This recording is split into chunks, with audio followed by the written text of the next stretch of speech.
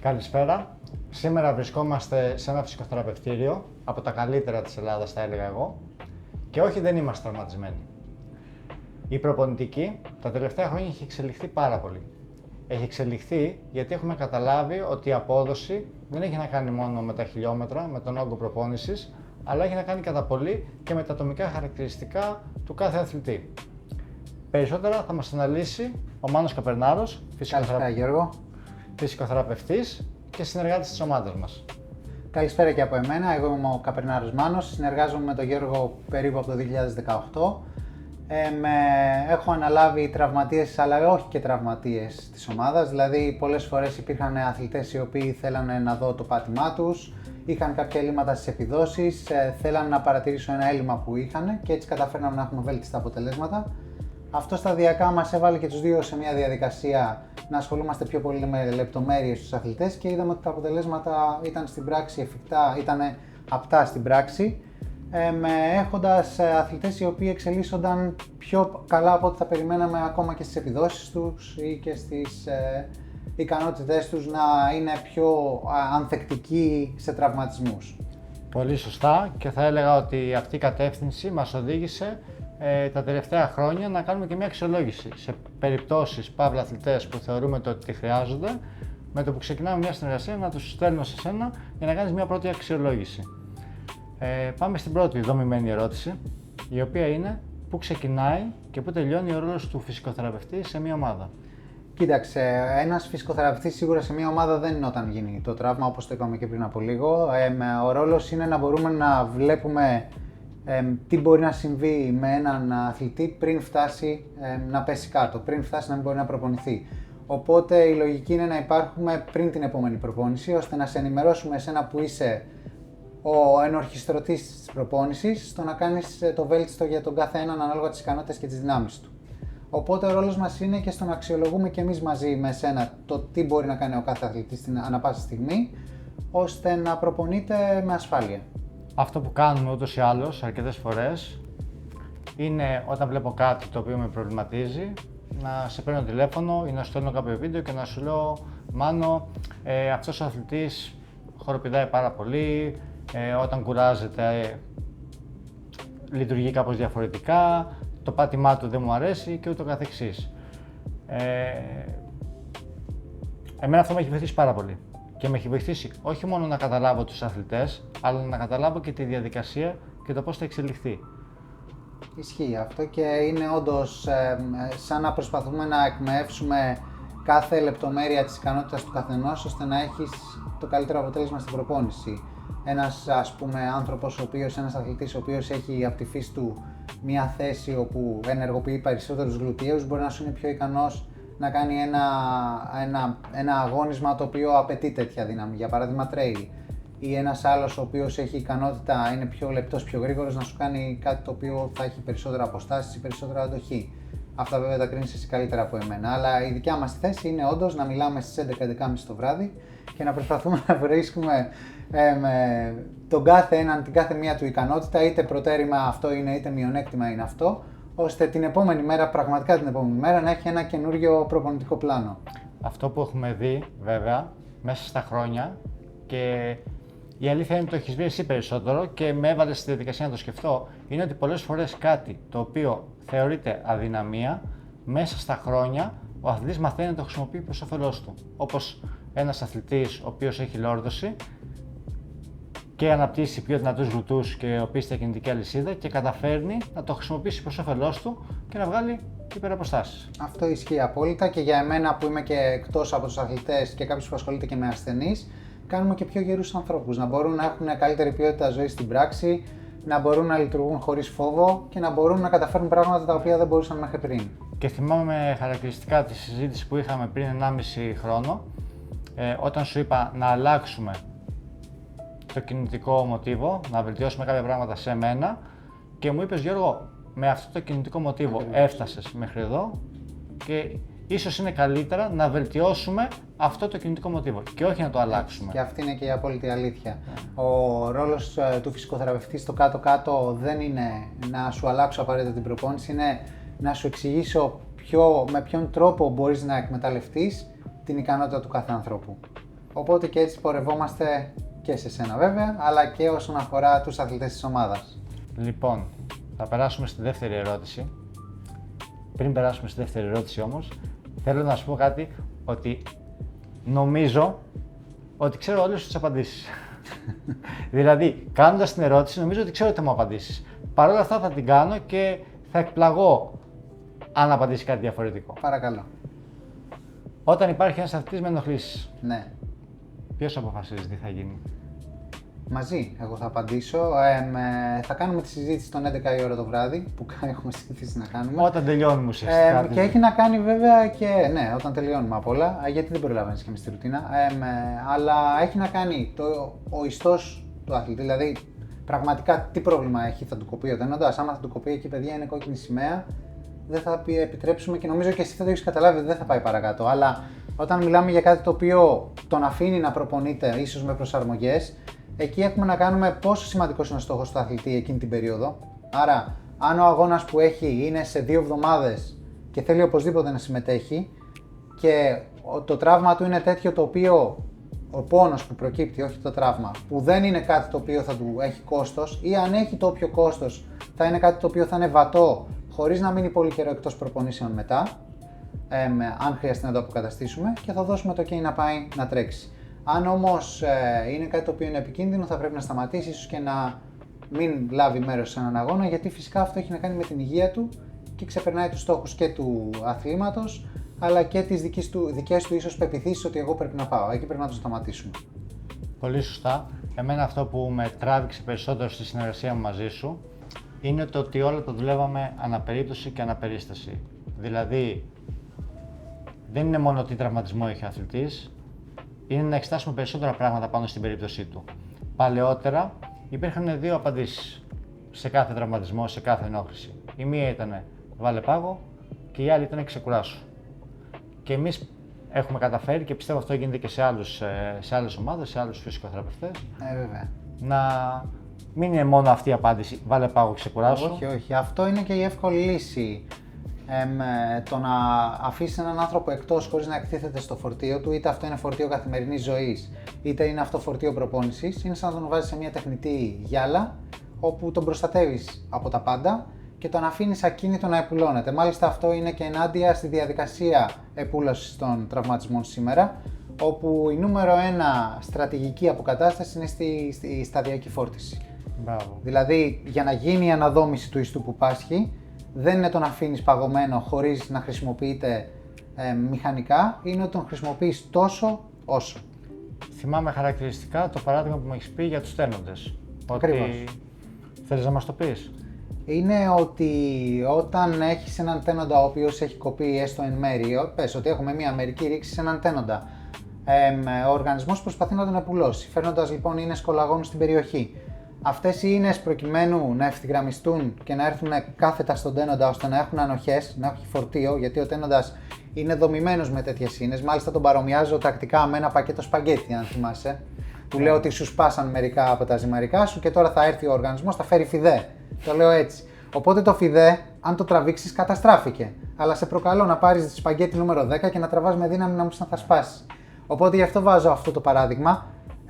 Με τα φορτία, το φιδέ που αφήνει ως κολαγόνο ο οργανισμός κάνει αναδόμηση και έρχεται και γίνεται κάθετο. Και γι' αυτό πραγματικά απαιτείται κάποιος όχι να φοβηθεί σε ένα τραυματισμό, αλλά να συνεχίσει σύμφωνα με τις οδηγίες που θα του δώσει ο προπονητής μετά τη συνεννόηση που θα έχει με τον φυσικοθεραπευτή. Όσον αφορά το φιδέ και τη σπαγκέτη, νομίζω ο Άινστάιν το είχε πει πως αν δεν μπορείς να εξηγήσεις κάτι με απλά λόγια, δεν το έχεις κατανοήσει εσύ ο ίδιος αρκετά. Ναι, μπορεί, ισχύει. Και η αλήθεια είναι το ότι, ξέρεις, κάθε φορά που έρχεται ένας αθλητής σε σένα και μετά κάνω εγώ μια συζήτηση να δω αν κατάλαβε, δεν μου έχει τύχει ποτέ να μην έχεις καταφέρει, όποιο και να είναι το επίπεδο του αθλητή, στο να γνωρίζει πράγματα για τον αθλητισμό ή τη φυσικοθεραπεία, να του εξηγήσεις ακριβώς τι έχει. Και πάντα μου φέρνουν τέτοια παραδείγματα. Μου λένε, μου είπε ο Μάνος ότι είναι έτσι.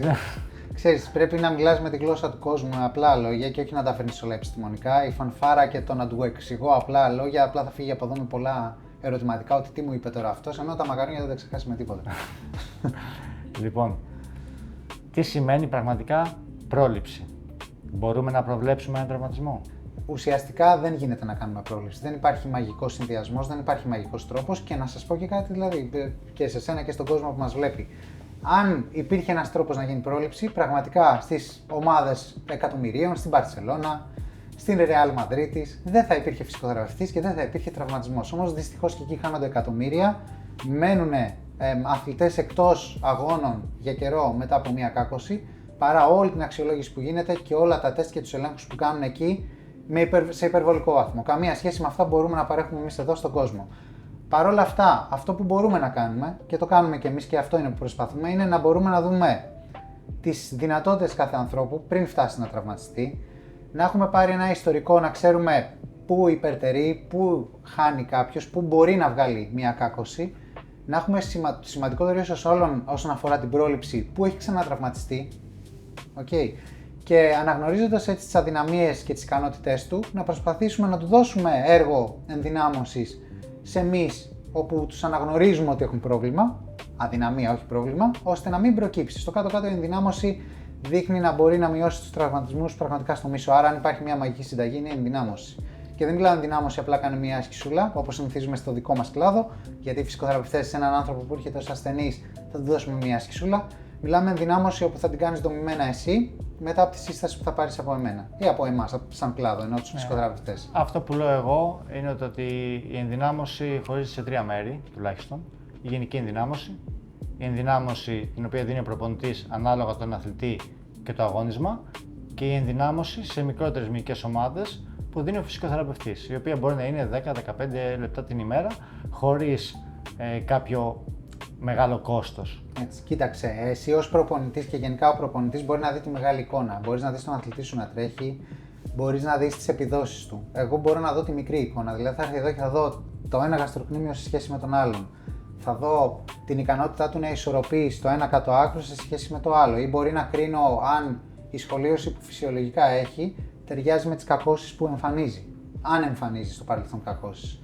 Οπότε είναι αυτή η διαφορά, να το πω, ανάλυσης. Εσύ κάνεις μια ανάλυση σε μεγάλο βαθμό όσον αφορά τις ικανότητές του και τις δεξιότητες στην απόδοση του αθλητικού έργου που έχει να βγάλει, του προπονητικού έργου που έχει να βγάλει. Ενώ εγώ αντίθετα έχω μια εικόνα και η φυσικοθεραπεία έχει μια εικόνα της λεπτομέρειας. Μία άρθρωση, έναν μη, όσο αυτό είναι εφικτό και ταιριάζει με το άθλημα και ίσως τις πιθανές αδυναμίες ενός ανθρώπου ή ενός καλύτερα δρομέα, μιας και μιλάμε για δρομής. Σίγουρα θα το έχεις καταλάβει ότι μετά από 8 χρόνια συνεργασίας ξεκινήσαμε έτσι και πλέον μπορώ να δω αρκετές λεπτομέρειες τις οποίες μου έχεις αναλύσει εσύ σε προηγούμενους αθλητές. Δηλαδή βλέπω αυτόν τον αθλητή και λέω ταιριάζει με αυτά που μου είχε πει για τον Γιώργο, για τον Γιάννη, για τον Κώστα. Έτσι. Θα σε πάρω τηλέφωνο. Είναι και ευκολότερο να τον παραπέμψεις νωρίτερα. Ναι. Οπότε ένα είναι αυτό και το δεύτερο, να προσθέσω σε αυτό που είπες. Εκεί ξέρεις από τι γλιτώνουμε. Γλιτώνουμε από αυτό που έχει η Μπαρσελόνα και η Ρεάλ. Δεν χρειάζεται να είμαι εγώ εκεί συνέχεια. Ναι. Γιατί έγκαιρα μπορείς να μου το στέλνεις. Ένα είναι αυτό και δεύτερο να προσθέσω το ότι σε αυτό που είπες ότι να δούμε πού έχει τραυματιστεί προηγουμένως ο αθλητής. Αυτό που κάνουμε εμείς και αυτό που πρέπει να κάνουν όλοι είναι να δούμε και γιατί. Δηλαδή, όταν μου έρχεται ένας αθλητής και μου λέει εγώ πάντα τραυματιζόμουν στα γαστροκνήμια, δεν θέλω να το θεωρήσω δεδομένο ότι. Μα δεν είναι δεδομένο. Έχει ευπάθεια στα γαστροκνήμια. Είναι γιατί ο αθλητής έχει ευπάθεια στα γαστροκνήμια και πώς μπορούμε αυτό να το αλλάξουμε. Πολύ σημαντικό. Θέλω να μου πεις πάλι αυτό το οποίο έχουμε καταφέρει εμείς τα τελευταία χρόνια. Πόσο σημαντική είναι μια αρχική αξιολόγηση. Αυτό δηλαδή που κάνουμε όταν βλέπω έναν αθλητή και μπορεί και θέλει να το πάει ένα βήμα παραπάνω, να του πω: ξέρεις κάτι, πάρε κλείσει ένα ραντεβού στο Μάνο Καπερνάρο, να σε δει και να σου κάνει μια αξιολόγηση για να δούμε τι παραπάνω πρέπει να δουλέψουμε και τι συγκεκριμένα σε σένα. Κοίταξε, όπως είπα πριν, δεν την κάνουμε γιατί μπορούμε να κόψουμε ή να προλάβουμε ένα τραυματισμό. Αυτό είναι κάτι το οποίο θα ήταν μαγεία αν μπορεί να γίνει. Αλλά τι μπορούμε να κάνουμε? Παίρνουμε μια αρχική μέτρηση. Οπότε, αν προκύψει κάτι, γνωρίζω πώς ήσουν. Δηλαδή, εσύ μπορεί όντως να ήσουν πιο σφιχτό στη μία μεριά ή να έχει σχολίωση, όπως ανέφερα και πριν, προς μια κατεύθυνση. Αυτό δεν θα κριθεί για εμένα, από εμένα, εάν θα έρθει κάποιος με τραύμα, ότι το απέκτησε στο τραύμα. Άρα θα έχω κάποια δεδομένα, κάποια χαρακτηριστικά του ανθρώπου, του αθλητή, πριν καταλήξει να έχει κάποιο τραύμα. Το επόμενο που μπορούμε να κάνουμε είναι να έχουμε μία εικόνα των ελλημάτων ή και της κινητικότητάς του. Για παράδειγμα, ένας άνθρωπος μπορεί να έχει σφιχτά ισχύα από κατασκευής. Αυτό, αν το δούμε στην αρχική αξιολόγηση, μπορώ να επικοινωνήσω εγώ με σένα και να σου πω, Γιώργο, ξεκινήστε να κάνετε πιο πολλές διατάσεις, ξέρω εγώ, στο Χρήστο. Ο Χρήστος έχει σφιχτά ισχύα, ή να μου έρθει κάποιος που είναι πολύ ορδοτικός με αδύναμο κορμό, που αυτός να τίνει να σου βγάλει λαγονοψοίτη, και αν θα τον βάλεις να κάνει ανηφόρα. Οπότε θα σου πω, αυτός για να φτάσει να κάνει ανηφόρα, πρώτα γυμναστεί τον κορμό. Βάλτε τον να κάνει τάδε drill, ώστε να φτιάξει αυτή την ικανότητα. Και το τελευταίο, που είναι και αυτό ίσως το σημαντικότερο, γιατί αυτός είναι και ο παράγοντας που πρέπει να προλάβουμε, είναι ότι αν κάποιος έχει ένα ιστορικό με τραύματα, θα το καταγράψουμε και θα λάβει κατευθείαν διαχείριση των αδυναμιών που τον έφεραν σε αυτά τα τραύματα. Οπότε η αρχική αξιολόγηση έχει σημασία και είναι κάτι το οποίο δεν είναι πολυτέλεια, αλλά εγώ το θεωρώ ότι είναι ανάγκη και είναι όσο σημαντικό όσο το να προπονηθεί. Δηλαδή πρέπει να υπάρχει μια εικόνα του ανθρώπου πριν τρέξει. Ναι, πλέον έρχονται άνθρωποι, έρχονται αθλητές, αθλούμενοι, οι οποίοι δεν έχουν ξαναυπάρξει αθλητές. Οπότε μπορεί να μην έχουν ένα ιστορικό τραυματισμό, αλλά να ξέρουμε, να γνωρίζουμε εγώ και εσύ, ότι αυτός ο αθλητής με το που βάλει όγκο προπόνησης, πιθανότατα να αντιμετωπίσει προβλήματα σε αυτούς τους μήνες ή σε αυτούς. Έτσι, μας πάρουμε ένα που είναι πολύ τυπικό και πρέπει να. Όχι, πρέπει να συμβαίνει. Ότι έρχεται ένας άνθρωπος που δουλεύει σε ένα γραφείο. Έρχεται λοιπόν ένας 45άρης να προπονηθεί και ο άνθρωπος, επειδή έχει μείνει στο γραφείο τόσα χρόνια της ζωής του, 20 χρόνια σε μια στατική θέση χωρίς να έχει προπονηθεί, ξεκινάει να τρέχει. Αν αυτός λοιπόν τον παρατηρήσουμε ότι έχει κύφωση λόγω της τάσης του ή ότι έχει πρόσθετη θέση στους ώμους στον αυχένα, θα προλάβουμε όλο αυτό το μπλοκ το οποίο τον περιορίζει και στο να έχει επίδοση στον αθλητισμό, αλλά και πιθανόν να του προκαλέσει ένα τραύμα υπέρχρησης, γιατί έχει μια στάση η οποία δεν προάγει την ικανότητά του να τρέξει. Συμφωνώ απόλυτα. Και εδώ θα μου επιτρέψεις να πάω λίγο πίσω στο χρόνο και να πω ότι είναι ένας από τους λόγους που πλέον ο φυσικοθεραπευτής πρέπει να είναι μέσα σε μια ομάδα. Πριν 30 χρόνια θα μου πει κάποιος ότι δεν είχαν όλες οι ομάδες στην πολυτέλεια να έχουν φυσικοθεραπευτή. Και θα σου πω ότι πριν 30 χρόνια έτρεχε ένας αθλητής και 10 τραυματίζονταν. Αυτή τη στιγμή όταν έρχονται σε μένα πρέπει να προσπαθήσουν να τρέξουν και οι 10, να μην τραυματιστεί κανένας. Ισχύει. Επίσης, πριν 30 χρόνια ο αθλητισμός τελείωνε στα 30. Δηλαδή στα 30-31 ο αθλητής ήταν βετεράνος. Τώρα πλέον πολλές φορές ο αθλητισμός ξεκινάει στα 30, στα 40, στα 50 και πρέπει να γίνεται αυτό. Πρέπει να είμαστε αθλητές, αθλούμενοι εφόρου ζωής. Έτσι. Τρίτο και σημαντικότερο για τον λόγο που πρέπει πλέον να έχουμε φυσικοθεραπευτές είναι αυτό που είπες, ότι κάποιος έχει 20 χρόνια μια εργασία που κάθεται, γιατί πλέον και οι περισσότερες δουλειές γίνονται σε γραφείο και αποφασίζει να ασχοληθεί με τον αθλητισμό. Το σώμα του όμως έχει προσαρμοστεί στην εργασία του, έχει προσαρμοστεί στην καθημερινότητά του και πρέπει να προλάβουμε τραυματισμούς. Έτσι. Και θέλω εδώ να μου πεις ποιοι είναι οι σημαντικότεροι τραυματισμοί που αντιμετωπίζεις σε αθλούμενους, σε αθλητές, δρομείς και τριαθλητές. Κοίταξε, σαφέστατα το γόνατο αποτελεί το σάκο του box του κάτω άκρου. Δηλαδή είναι το πιο συχνά τραυματισμένο μέρος του σώματος σε δρομείς. Αυτό έχει να κάνει γιατί ένα βιομηχανικό έλλειμμα τόσο στην ποδοκνημική, που είναι μια πολύ σταθερή άρθρωση, όσο και στο ισχύο, που είναι μια μπίλια μέσα σε μια θήκη, τελικά ξεσπούν στο γόνατο, το οποίο είναι μια πολύ πιο ελεύθερη άρθρωση σε σχέση με τις δύο που προανέφερα. Επιγονατιδομηρίως λοιπόν πόνος, το νούμερο 1, λαγονοπνημία, ατενία, είναι ασορτή όλα αυτά, δηλαδή αφορούν τις περισσότερες φορές ακριβώς το ίδιο ζήτημα.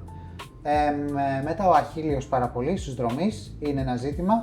Εγώ θα πω ότι έχουμε παρατηρήσει πάρα πολλά ζητήματα στο πέλμα.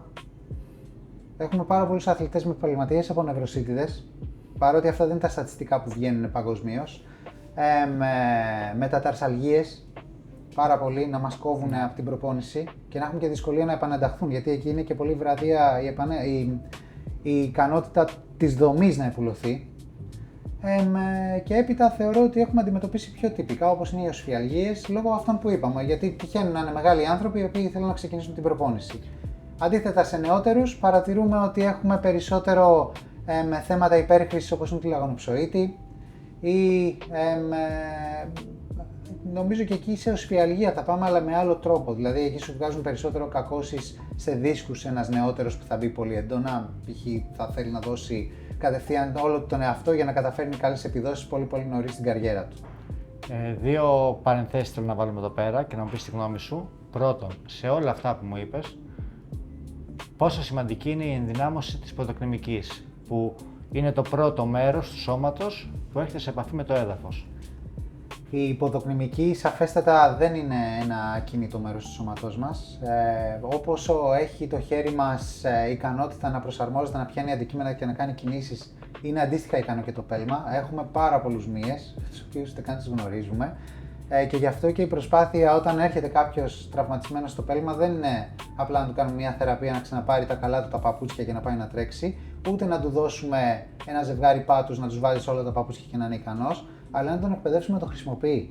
Πόσο τρομερό είναι ότι σήμερα πολλοί άνθρωποι δεν γνωρίζουν και δεν μπορούν να κινήσουν τα δάχτυλα του πέλματός τους. Ναι. Γιατί απλά ζει μέσα σε ένα παπούτσι κλεισμένο όλη τους τη ζωή. Οπότε ναι, και γι' αυτό και παρατηρούμε να είναι και αυξημένοι τραυματισμοί, τέτοιου είδους τραυματισμοί. Εγώ θεωρώ ότι πάρα πολλοί τραυματισμοί και στα γόνατα και στα ισχύα και στη μέση μπορούν να καλυφθούν εάν πατάμε σωστά, εάν υποδεχόμαστε το έδαφος σωστά. Γενικότερα όλοι οι τραυματισμοί είναι συσσόρευση παραγόντων, ποτέ δεν είναι ένα πράγμα. Δηλαδή ένας άνθρωπος που έχει πρόβλημα στην λαγωνοπνημιαία ταινία μπορεί να του φταίει το ισχύο, μπορεί να του φταίνουν τα πέλματά του, μπορεί να του φταίει η μέση του.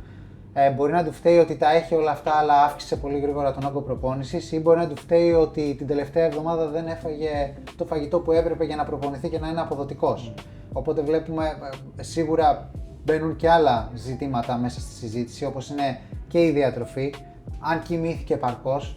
Είναι πάρα πολλά τα οποία παίζουν ρόλο. Προσπαθώ εδώ να τα μαζεύω, προσπαθούμε και γενικότερα σαν ομάδα να τα μαζεύουμε και μέσω της διατροφολόγου που συνεργάζεσαι, αλλά είναι όλα σημαντικά. Και επίσης δεν ξέρουμε και τη ζωή τους, το στρες που έχουν, στην εργασία τους. Ναι. Σε εμάς έρχονται για να σε σένα, στην προπόνηση έρχονται για να ξεχάσουν όλα αυτά, δεν έρχονται να μας τα πούνε και όμοια και σε μένα. Ακριβώς. Και η δεύτερη παρένθεση που θέλω να κάνω, ξέρεις, εγώ είμαι συνέχεια στο πεδίο και συνέχεια παρατηρώ. Μ' αρέσει πάρα πολύ να παρατηρώ. Άσχετα με το αν παρεμβαίνω και άμα μου επιτρέπεται να παρέμβω. Όντας στο πεδίο και πηγαίνοντας τα Σαββατοκύριακα σε μέρη που πηγαίνουν και άλλες ομάδες, έχει τύχει να παρατηρήσω αθλητές συγκεκριμένων προπονητών με συγκεκριμένα μοτίβα τρεξίματος. Δηλαδή, να πω ότι οι αθλητές του Μάνου, ας το πούμε έτσι, τυχαίνει να έχουν όλες τις φυτές ισχύα. Τυχαίνει οι αθλητές του Κώστα να έχουν όλοι μικρό διασχελισμό.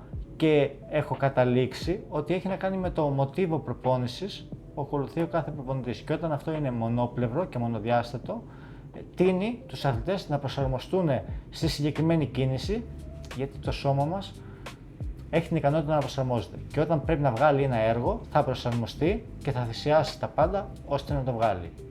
Ισχύει αυτό και είναι πιθανό να κοίταξε όσον αφορά το μοτίβο κίνησης από ένα είδος προπόνησης, σίγουρα το ξέρεις καλύτερα από εμένα.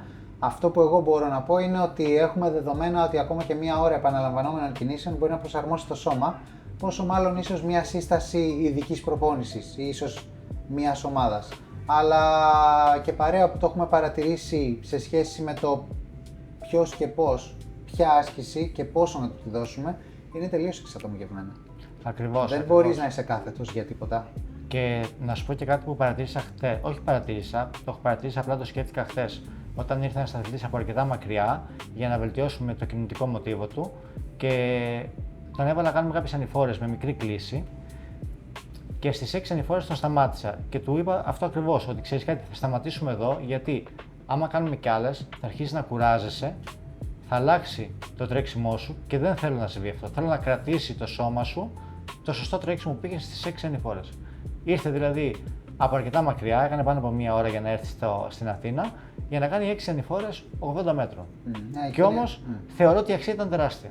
Βέβαια, είναι το ποιότητα από ποσότητα, έτσι δεν είναι? Ακριβώς. Που είναι νομίζω πολύ σημαντικό trend στην προπόνηση πλέον. Λοιπόν, έχουμε απαντήσει 5-6 από τις συνολικά 30 ερωτήσεις που έχω. Καλά, αυτό ήταν αναμενόμενο ότι θα τα προλάβουμε. Οπότε θα ανανεώσουμε το ραντεβού μας. Και θα είμαι πολύ χαρούμενος να το ξανακάνουμε. Ο χρόνος δεν μας φτάνει, αλλά θα ήθελα, επειδή δεν ξέρω τώρα πότε θα γίνει το επόμενο ραντεβού μας, να μιλήσουμε λίγο για κάποια case study.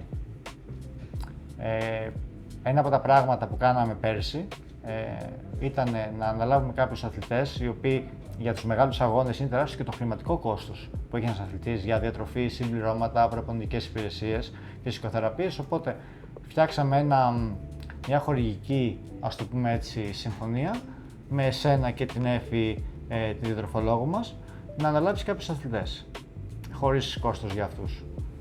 Τον Μάνο και την Αθηνά, δεν είναι κρυφό. Και θέλω να μας αναλύσεις λίγο την κάθε περίπτωση ξεχωριστά. Τον Μάνο, την Αθηνά και εμένα. Εσένα θα σε αφήσω για το τέλος, γιατί εσύ ούτως ή άλλως δεν πήρες μέρος στο Σπάρταθλο, αλλά είσαι μια άλλη υπόθεση.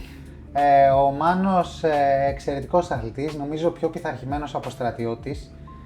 Αν του λέγαμε να κάνει ένα, έκανε ένα ακριβώς, ούτε 1,1, τίποτα, ακριβώς ό,τι του έλεγες.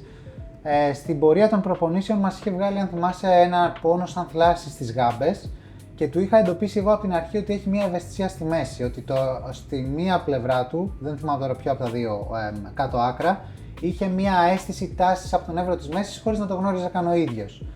Δεν ήταν πρόβλημα, έτσι στο κάτω-κάτω δεν βάζουμε ταμπέλα προβλήματος, ούτε του Μάνου του βάλα ταμπέλα, συνεχίζει κανονικά, απλά το παρατηρούμε. Στους αθλητές αυτούς τους είχα ζητήσει να έρχονται 2 φορές την εβδομάδα. Αυτό πέρα από χορηγία ήταν και για μένα ένα εξαιρετικό πειραματικό, να το πω, μοντέλο, κάτι που δεν το κάνουμε στην Ελλάδα. Είχα την ευχαρίστηση να παρατηρήσω όλη την διαδικασία προπόνησης, πώς θα πάρουν τα φορτία. Ο Μάνος, λοιπόν, για να γυρίσω πίσω στον αθλητή για τον οποίο μίλαγα, μας έβγαλε λοιπόν έναν πόνο και στις 2 γαστροκνημίες.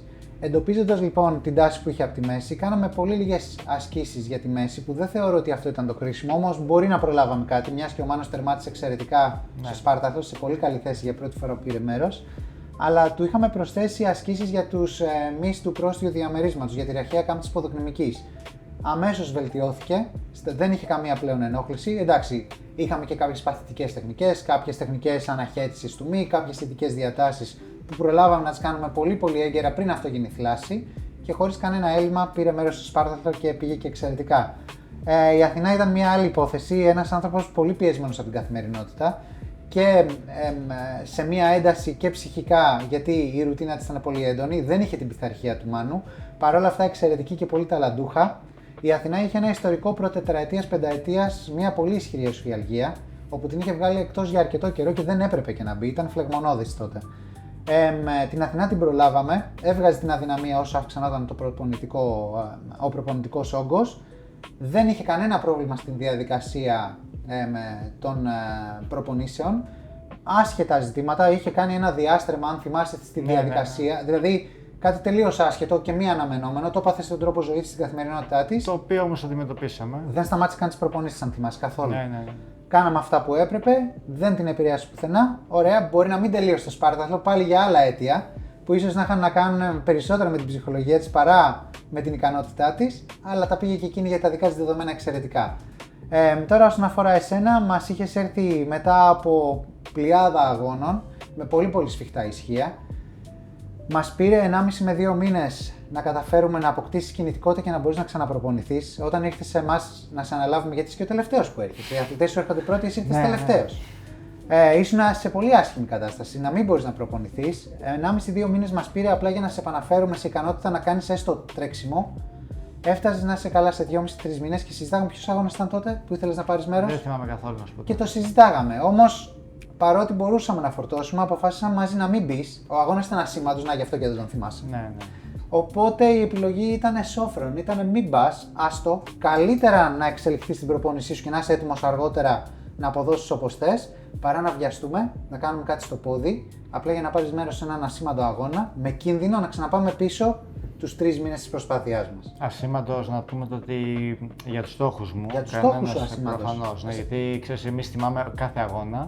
Εννοείται, αλλά δεν λέω από την άποψη ότι συνομπάρουμε τον αγώνα, αλλά όταν, για παράδειγμα, εσένα ο στόχος σου είναι να κάνεις ultramarathon και αυτό μπορεί να ήταν ένα πεντάρι, δεν θυμάμαι τι ήταν. Για τα δικά σου δεδομένα αυτός ο αγώνας είναι εκτός στόχων. Ξέρεις, εγώ κακός, όχι καλός ή κακός, είμαι σε κάποια θέματα της παλιάς σχολής, οπότε ξέρεις, έχω μάθει να έχω προσήλωση και μερικές φορές να παραβλέπω κάποια πράγματα τα οποία είναι ξεκάθαρα και σε άλλους τα βλέπω, σε αθλητές μου, αλλά σε μένα Έτσι προτιμώ να κοιτάξω δεν όπου υπάρχει και αλλού. μια παροιμία, λέει ο μάστορας, λέει δεν κάνει μαστορικά στο σπίτι του, κάπως έτσι πάει η παροιμία, δεν τη θυμάμαι ακριβώς. Και επίσης, ξέρεις, επειδή αναφέραμε αρκετές φορές ότι δεν βγάζουμε τους αθλητές από τον όγκο προπόνησης, να πω ότι είναι πάρα πολύ σημαντικό να έχουμε και εναλλακτικές λύσεις. Δηλαδή, όταν έπαθε το διάστρεμα η Αθηνά, τα χαλαρά τρεξίματα τα συνέχισε, αλλά τις διαλυματικές προπονήσεις τις αντικαταστήσαμε με ποδήλατο. Ναι, αυτό αφορά εσένα και πάντα το κάνεις εξαιρετικά, δεν χάνουν αερόβια ικανότητα και συνεχίζουν σαν να μην σταμάτησαν ποτέ. Θα κλείσουμε εδώ, δεν ξέρω αν έχουμε κάτι άλλο για σήμερα. Νομίζω ότι και εγώ είμαι καλυμμένος για τη σημερινή συζήτηση. Εγώ αυτό που θέλω να πω, ξέρεις, είναι αυτή η συζήτηση εμένα με συγκινεί πάρα πολύ, γιατί ξέρεις, και από όταν ετοιμάζαμε τις ερωτήσεις με την Ελένη και τις διάβαζα, έβλεπα πρώτον ότι πολλές ερωτήσεις έχω μάθει τις απαντήσεις και τις έχω μάθει μέσω της συνεργασίας μας και το ότι γενικά μέσα από τη συνεργασία με έναν φυσικοθεραπευτή σαν εσένα, ο οποίος δεν κλείνει την πόρτα και εξηγεί στον προπονητή και στον αθλητή, στον καθένα με διαφορετικό τρόπο για τις ιδιαιτερότητες που έχουμε να αντιμετωπίσουμε, έχω εξελιχθεί πολύ και εγώ ως προπονητής μέσω της συνεργασίας μας και έχω μάθει αρκετά πράγματα. Το κομμάτι της συνεργασίας πρέπει να διέπει όλα τα επαγγέλματα υγείας και εσύ επάγγελμα υγείας είσαι. Στη σύγχρονη καθημερινότητα ο προπονητής είναι κανονικά επαγγελματίας υγείας.